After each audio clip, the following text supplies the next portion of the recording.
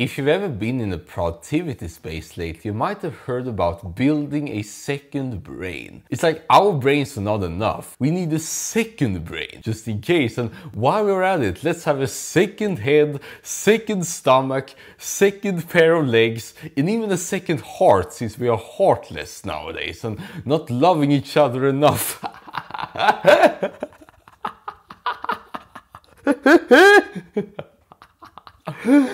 Now, in all seriousness, it's actually a thing, and it's nothing more than just a note-taking app and other tools where you can write down things to use them later. But before I spend my monthly salary on this building a second brain whatever, I think it's time to take a step back and ask ourselves, do we really need a second brain in the first place? If you check out the ultra-productive people in the world, do they attribute all their success to the second brains? Does Elon Musk talk about the second brain? Jeff Bezos, Warren Buffett, Alex Hormozi? I haven't seen any of it, to be honest. So why is there so much hype about second brains, PKM, and all kinds of stuff when you do not hear that kind of talk and attributions among those who are, objectively speaking, the most productive? Is second brains a scam, or is this a secret that people don't know, or people assume that everyone knows? As I've been a very big proponent over the years of using a second brain, I think you will find very great value of hearing my story of using second brains, because it will sort of illustrate the point I'm trying to make in today's video. So until 4 years ago, I did not use any system at all. I was just a noob. Then I discovered getting things done and the value of writing things down to have more mental clarity, more focus, less stress and less anxiety, and just being a better person, to be honest. And for 2 years, I kept on using simple tools like Google Docs, Google Keep, and later on switching to Notion for a brief period. Then came August 2021 when I discovered both Tiago Forte's blog and the note-taking app Mem.ai. I became absolutely obsessed with the promises that a second brain can do for us, simply amplifying our thinking and create at scale without effort. I read his blog post over 7 times and made a ton of notes in Mem.ai, as you can see. It was also during that time that I woke up and started to act on the dream I pretty much had all my life, which was entrepreneurship. Having a second brain gave me like a bird's-eye view, a bird's-eye perspective. It was super easy to formulate my own thinking into concepts and words. They ended up becoming blog posts, and I wrote a new article every single day for many months, and also wrote books at that time during a 3-month period. And that period, 2021 to 2022, was also a period of intense reading or listening, let's be honest. And I documented each week, each Sunday, and what I found to be the most interesting like reading and listening tips among these hours spent like endlessly consuming books. We're talking 5 to 6 hours a day. But then something unexpected happened when I started to really focus on this channel in October. Somehow I did not find it any more productive to consume another book, because I felt I already got what I needed. I just need to focus on all the bad habits I needed to eliminate, which I to this day have somewhat solved, I guess. That's something I'm going to mention in a future video. Even in terms of my second brain, I did not write down as much anymore. It could go days where I did not need to write down anything, and it was at the same time I increased my upload schedule to twice a week, then every other day, and now every single day. And as of now, I'm pretty much making these videos and not obsessing over second brains and PKM, because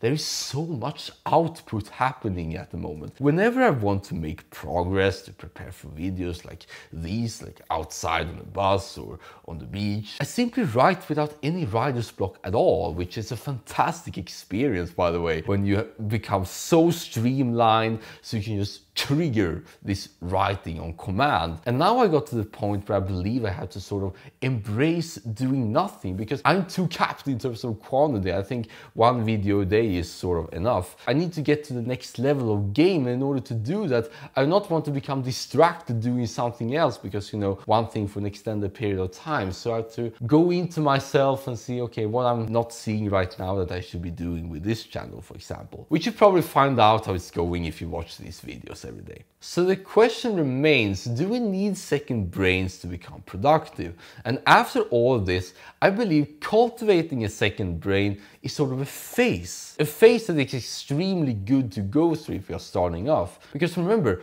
before that, we were not reliable and could not create articles, essays, videos when we wanted to, but just relied on inspiration, some hope, and tons of coffee, of course. Then you get this second brain and this massive leverage where you can save everything you come across on the web, together with your own notes and thoughts. At some point, all the highlights and book notes just flow over. You cannot help but sharing it to the world via social media, blogs, podcasts, Medium, or even YouTube, as I did. But then you reach a point again where you create so much and so often that you not even need your note-taking system anymore to that extent. The platform you create, whether it's YouTube, Spotify, Medium, and Twitter, becomes your second brain. Why write something somewhere else when you can just make a video about it or write an article and share it with you? And it's exactly that for me now. Because I have almost 400 articles written at this point, I just went back in preparation for this video to see what I wrote about second brains back then, because that was a lot. And when your second brain becomes so public and you just put more and more and more of yourself into the world, there's so much need to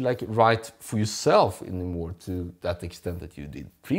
Literally every insight I've come up with now goes right here to my list of ideas to make a video about it for you. So you can see now that there's this phase that first you create nothing, then you save and journal so much that it's easy to share to the world, and then you start to do it, and then ultimately you create so much per unit of time that where you create is now your second brain. That is where your most attention goes. And for me, it's clearly YouTube that's taking up my attention at this point, and all this is a good thing. Our goal here is to sort of unblock as many barriers as possible in order to let your unique greatness come out. I mean, really. I also think there is this same phase with reading books. Like first you read nothing, then you read a little, then you read a ton, like 400 books a year. And then you come to the point that you don't need to read books in general, unless you need one for a specific problem you face now. And then you simply swallow it and continue as you normally do. And even Elon Musk in his childhood consumed every single book he could find. And now he has a whole social media platform to deal with. So aside from just the phase, I think it's important to know that the second brain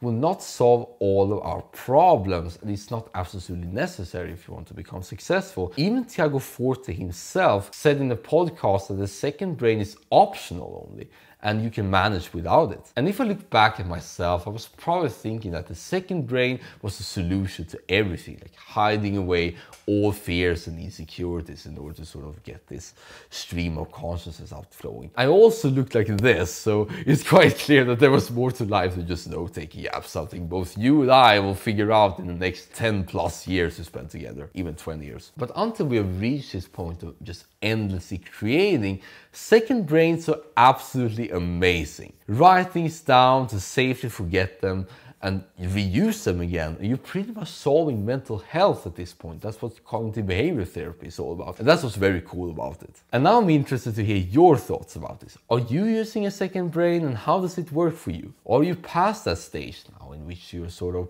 not needing to having another kind of place, another kind of note-taking app to maintain every day? I'm very eager to learn from your unique experience. Until then, thank you very much for sticking around so far, and see you in the next video.